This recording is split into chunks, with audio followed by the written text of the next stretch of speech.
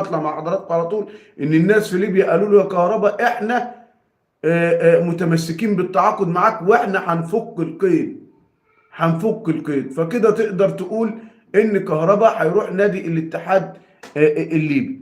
امال يا جماعه التعليقات فيها مشكله ولا حاجه؟ انا حاسس ان مفيش حد بيعلق. مش عارف اصدقائي واخواتي المحترمين اللي دايما بيكونوا موجودين معانا، الظاهر كده في حاجه في التعليقات على اليوتيوب. ربنا يستر وما يكونش فيه مشكله في القناه، بقالنا يومين كده حاسس بحاجه غير طبيعيه موجوده عندي في القناه. طب لو حد من اخواتنا واصدقائنا وحبايبنا كده موجود معانا من الناس اللي بتعلق لنا على طول، يعلق اي تعليق بسيط كده نشوف الدنيا فيها ايه، لربما يكون في مشكله ولا حاجه في القناه. ربنا يستر، ربنا يستر. طيب يا جماعه، ديت بالنسبه لقصه محمود عبد المنعم كهربا. ارون بوبنزا، عارفين ارون بوبنزا اللاعب اللي كان اطلقوا عليه المطرقه الجابونيه، اللي كان جاي نادي الزمالك وبعد كده راح بوخارست الروماني؟ فاكرين اللاعب ده؟ اللاعب ده يعني يعتبر فسخ عقده مع النادي الروماني. اللاعب ده بنسبه كبيره فسخ عقده مع النادي الروماني.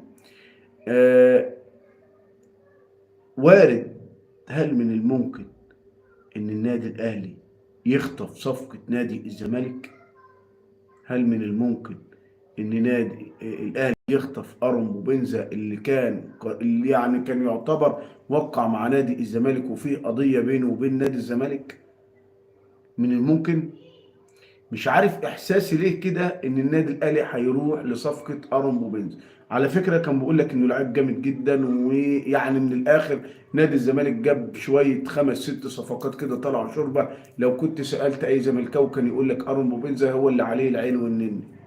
بقول لك مهاجم جابوني او جناح جابوني قوي جدا جدا جدا، بيلعب راس حربه اهو، بيلعب راس حربه اهو. اللاعب ده كان خلاص جاي نادي الزمالك، وبعدين حد من مصر بقى من الجماعه اللي بيحبوا نادي الزمالك اتصل بيه وقال له يا ابني انت مجنون، انت رايح فين؟ قال له ده انا رايح العب في نادي الزمالك. قال لك لا، نادي الزمالك ايه ده؟ عنده مشاكل، وكل علاقته بالاتحاد الدولي لكره القدم هي ان هو الاتحاد الدولي لكرة القدم بالمشاكل وبإيقاف القيد وي وي وي وي والحكاية نادي الزمالك ايه اللي رايح تلعب فيه؟ راح الراجل بعد ما كان خلاص حجز تذاكر الطيران وجاي القاهرة، اختلف مع نادي الزمالك ورفض انه يجي ورفض انه يلعب في نادي الزمالك وراح النادي الروماني. اهو دلوقتي خلاص رحل عن النادي الروماني. هل من الممكن ان النادي الاهلي يبص على ارون بوبنزا؟ هل ممكن؟ مش عارف احساسي ليه، مجرد احساس ان النادي الاهلي هيدخل في صفقة ارون بوبنزا. احساسي كده، مش عارف يعني انا، مجرد احساس ان النادي الاهلي، لان النادي الاهلي دلوقتي كان بيخلص في مهاجم اشبيليه الاسباني ما عرفش يخلصه، كان بيخلص في اسامه الادريس ما عرفش يخلصه، بيخلص مع ايفرتون لسه ما خلصوش. آه، كلام كتير جدا عن لاعبين الناس النادي الاهلي بيخلص مع النادي الاهلي مش قادر يخلص صفقات. طيب ارون بوبنزا دهوت هيبقى فري اهو، ممكن النادي الاهلي يدخل في الصفقه ويجيبه. مش عارف احساسي ليه ان النادي الاهلي ممكن يدخل في صفقة ارون بوبنزا، وممكن على بالليل كده تلاقي الدنيا مقلوبة ان النادي الاهلي بيخلص المطرقة الجابونية، صفقة نادي الزمالك السابقة او لاعب نادي الزمالك. هو لاعب في نادي الزمالك؟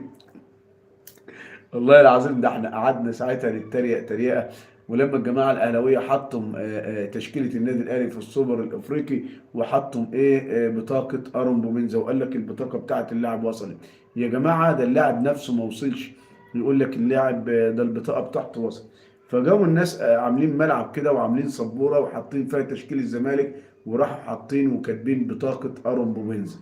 فيعني لو الراجل ده جه النادي الاهلي الشياط هيزيد اكتر. يعني ياما علينا امام عاشور والبلالين اللي بيفرقعها امام عاشور. يا جماعه يا ريت لو في مشكله في التعليقات او في اي حاجه في التعليقات، مش عارف احساسي ما حد بيعلق ليه، مش عارف مفيش تفاعل ليه. يمكن انا انا قافل التعليقات. طيب نعمل ايه بقى؟ طيب نحل المشكله ديت ازاي؟ كده التعليقات مقفولة.